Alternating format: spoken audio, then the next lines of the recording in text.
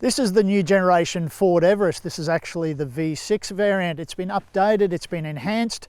We had it in a recent comparison against the Isuzu MU-X and the Mitsubishi Pajero Sport, and it did fine. But I want to see how it does on its own terms, in four-wheel driving and as a touring platform. So let's see how it goes. The vehicle I'm testing is the Sport variant. It's the second from the top shelf Platinum. It has a 3-litre V6 turbo diesel engine, 10-speed automatic transmission and selectable four-wheel drive. Its list price is just a touch under 70 grand, but remember that's before on-road costs. Standard features include the 12-inch colour touchscreen, and that's pretty easy to use even for an old bloke like me.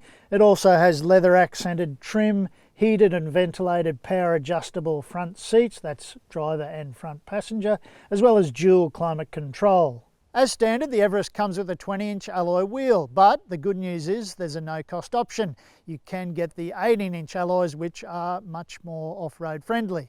There are a range of exterior paint jobs available for the new Everest. The Arctic White is the only one that comes at no cost. The other ones include Equinox Bronze and Sedona Orange, which is this. The Everest cabin has a real familiar feel about it, and that to me is a great thing because you know where the storage spaces are, you know where the charging points are, everything is pretty easy to locate and also to operate.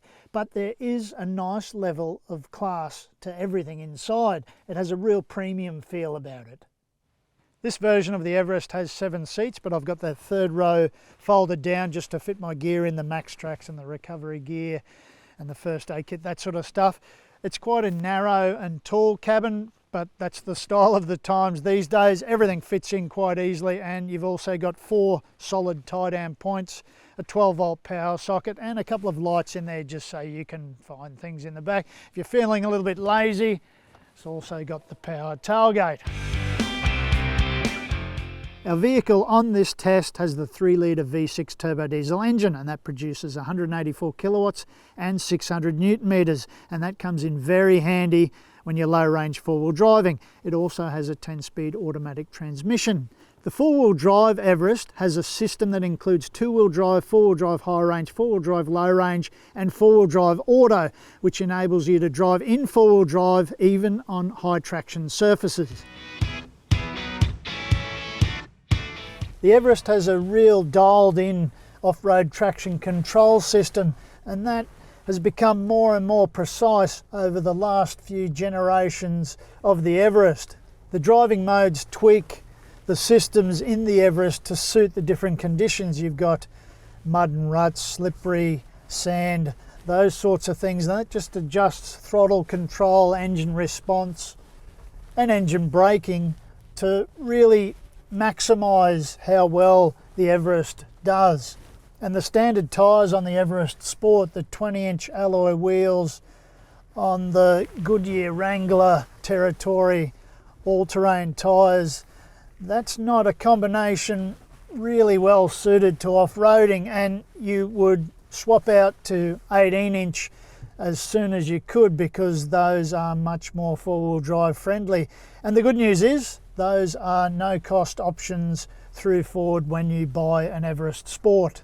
There are a stack of things to like about the Everest Sport in terms of its off-roading capability, and you really are well catered for in terms of everything. I mean, you can switch the camera to suit your view, front to the side to the rear, and it offers up some dynamic guidelines. It gives you those tyre tracks on the screen.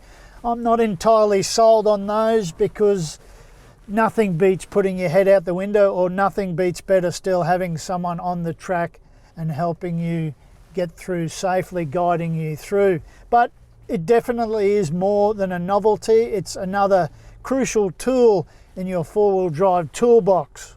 And off-road angles like approach, departure and ramp over are reasonably okay, but this is a vehicle that is definitely hamstrung by its dimensions, especially its long wheelbase. That's about 3 meters long, and you've really got to drive it with considered care over sharp hills, the crests of sharp hills and those sorts of things, because it really is vulnerable to rubbing that undercarriage.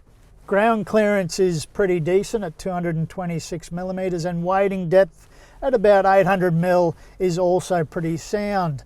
The toggle style shifter is a little bit annoying at first, but you do become used to it over time.